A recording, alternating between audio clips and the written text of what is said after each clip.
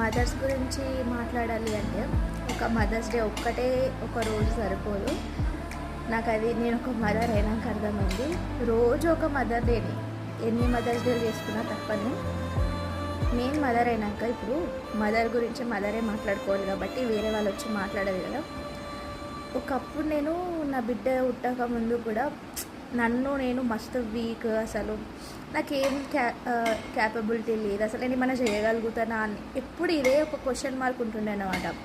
వేరే ఆడోళ్ళతో కంపేర్ చేసుకున్నప్పుడు ఒక్కసారి నా బిడ్డ పుట్టినాక ఒక 4 months కంప్లీట్ అవుతుంది అనే టైంకి మేము హైదరాబాద్కి వచ్చినాము.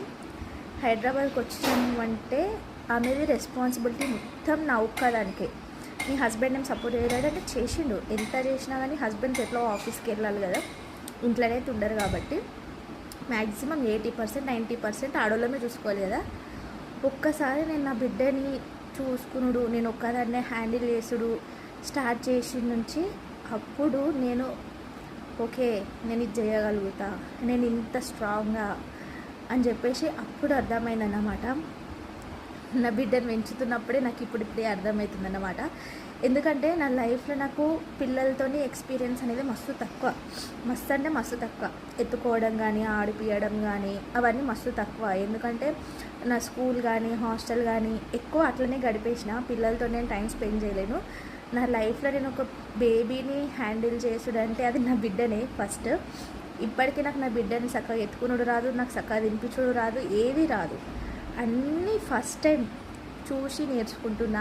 నా బిడ్డకి ఎట్లా కన్వీనియంట్గా ఉంటుందో చూస్తున్నా, నాకు ఎట్లా కంఫర్ట్గా ఉంటుందో చూస్తున్నా, ఆమెకి ఎట్లా సెట్ అవుతుందో చూస్తున్నా. దాన్ని బట్టి ఒక్కొక్కటి నేను నేర్చుకొని దాన్ని ఇంప్లిమెంట్ అయితే చేస్తున్నా.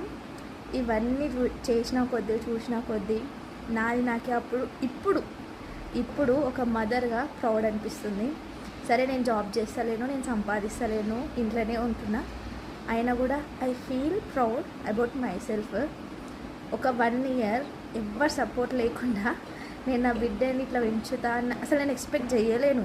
నా వల్ల అవుతుంది అని కూడా నేను అనుకోలేను, కానీ అయ్యింది. సో